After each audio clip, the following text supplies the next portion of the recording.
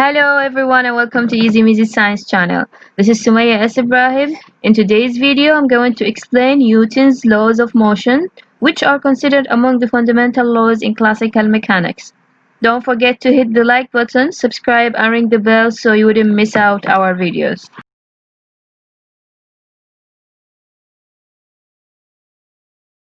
So Newton's laws describe the relationship between an object and the forces acting upon it.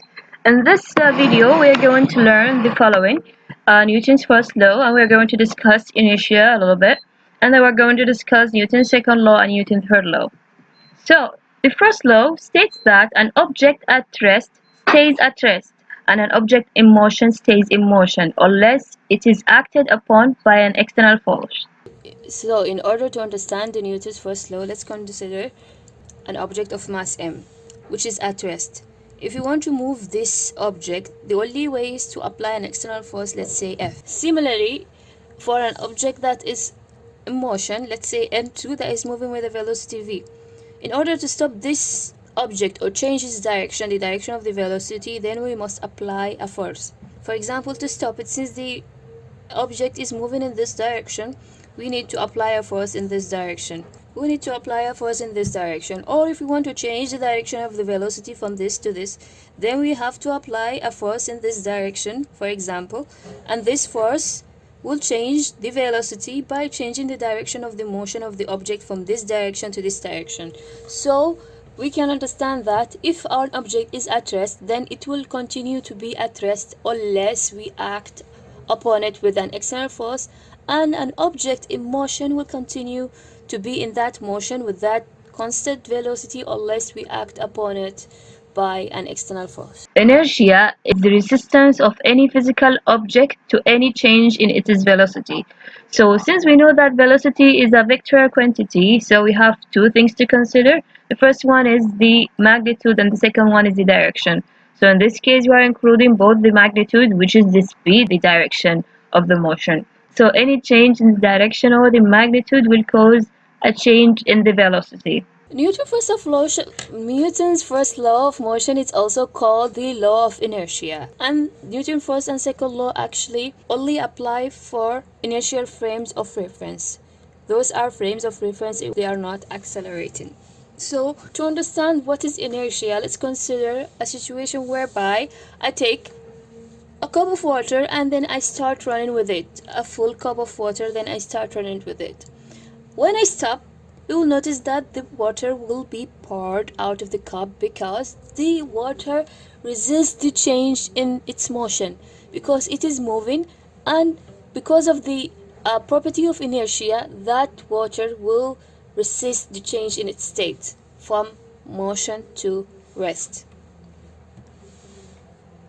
The second law states that the rate of change of momentum of a body over time is directly proportional to the force applied and occurs in the same direction as the applied force.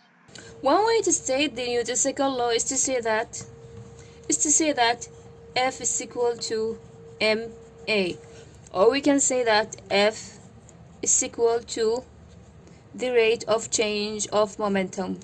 So momentum is p, the rate of change of momentum. In this case, we know that p, which is the momentum, is equal to mv, which is the mass times the velocity. So if we put this into this, we're going to have that F is equal to del by del t of mv. And we know that m is a constant, so we can bring it out of the derivative. So it will be F is equal to m del v del t.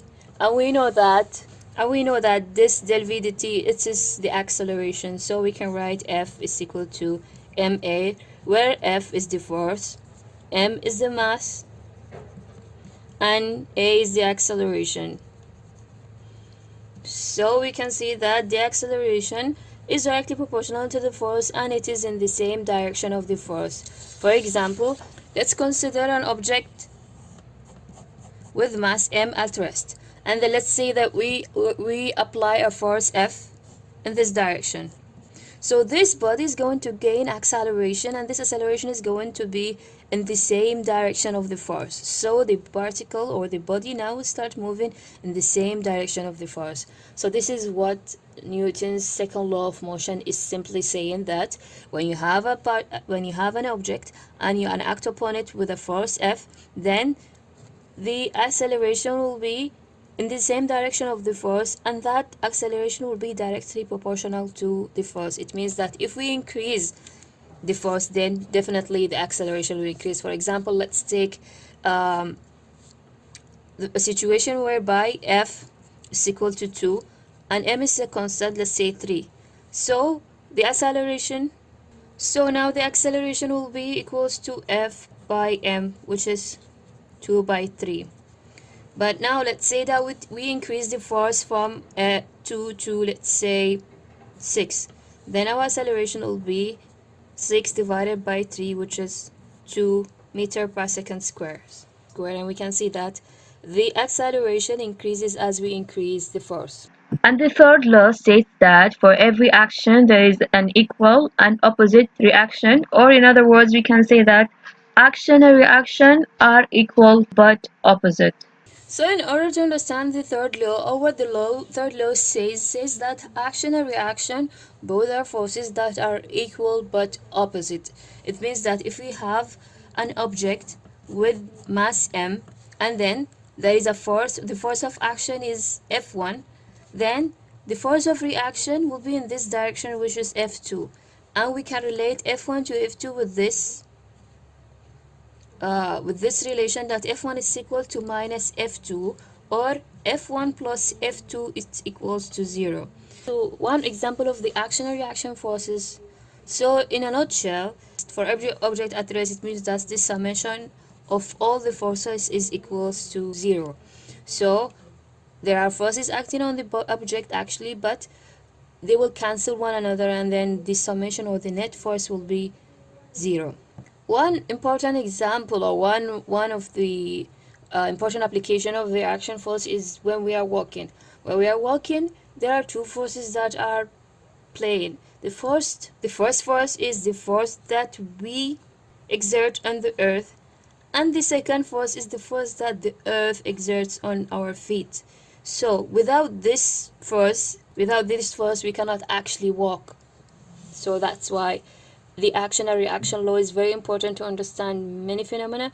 So this was the end of the video. In this video we've learned Newton's first, second and third laws, and we've also discussed what is inertia. I hope this video was useful for you. Don't forget to hit the like button, subscribe and share. And if you have any questions or any problem in physics or math, just write it below in the comments and we'll try to explain it for you. Thank you very much.